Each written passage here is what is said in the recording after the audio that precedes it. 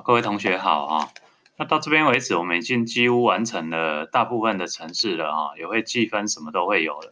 现在大概最后唯一剩下音效的部分的处理啊。音效的部分，我们可能请大家自己去搜寻自己要用的音效跟背景音乐哦。比如说，在我的游戏里面，我可能会有2个音乐，一个是背景音乐，一个是被打的音效哦。所以我可能先做一个上传的动作哦，给大家预览一下哈。这个是我上传的。好，这是打的动作，这是大概只有0.1，这个秒数非常短啊。另外一个是音效啊，这是我在播放游戏的时候，我希望背景有音效在做播放。好，这是音效。好，那请注意啊，要使用这2个元件哦。你要播放的时候，你要用到2个元件，一个叫做音效元件。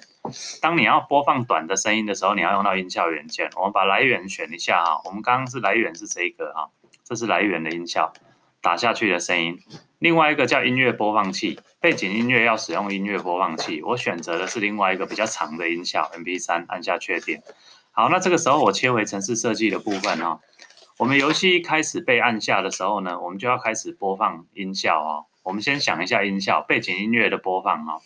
当开始被按下的时候，背景音乐都要做播放。所以这里游戏按下开始的时候呢，我们就应该要有播放背景音乐。所以我们在这里的音效播放器、音乐播放器，我们就呼叫音乐播放器开始播放音乐。好，那什么时候停止？当然就是游戏计时到的时候，游戏时间到的时候停止嘛。所以我到游戏计时，在游戏的计时器，大家来看一下啊，在游戏的计时器，当它已经达到0的时候，我们就让整个音效播放，让它停止。好，那这样子就是背景音乐的音效启用跟停止。那什么时候会有声音？当我们按下。当画布被按下，就是当你按下垂直的时候，我们希望它有打击的声音哈，不管有没有打到哈，没打到也要有声音，我们就按下音效，播放音效。好，我们就把音效播放。好，概念上大概是这样哈。好，到这边为止，这是音效播放的部分。好，那好了以后，我们就可以开始做连线了。来，我们开启一下模拟器来做个连线，我们示范一次给同学看哦。好，我按下模拟器的连线。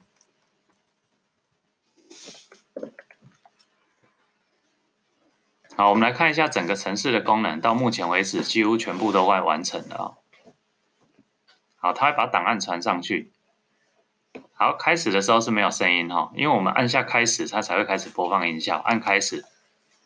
好，打击的时候。好。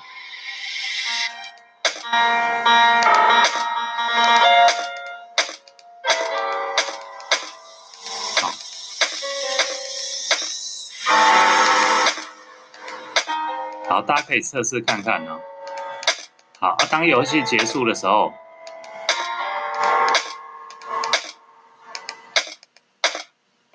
好，游戏结束的时候背景音乐就不见了。好，游戏结束的时候背景音乐就不见了。那我的计分好像怪怪的哈，大家可能再确认一下哈。我们整个游戏结束的时候是不是计分归0哦？好，我们这里把分数归0，游戏结束的时候分数不用归0哦。原来是错在这里哈。好，游戏结束不用归0哦，按下开始的时候，游戏才需要归0哦。游戏按下开始的时候，我们在这里才需要把分数做一个归0的动作哈。来设置分数，好，为0。好，那这样我们按下开始的时候，游戏按下开始的时候，它才会整个分数从0开始。那我们刚刚没有让它显示哦，我们要记得把它显示出来哦。在分数的内容，设定分数的内容，文字，好，分数，好，按开始，再重来一次啊、哦。好，按下开始的时候重来啊、哦。好，重来。按下开始的时候，好，我们现在确实啊，整个都从0开始。那各位可以想到哈，整个重新开始要有什么动作？重新开始就是整个全部重来啊，所有的变数什么都重来。这是目前游戏到这边为止都设计完的所有的阶段，这里给大家做参考。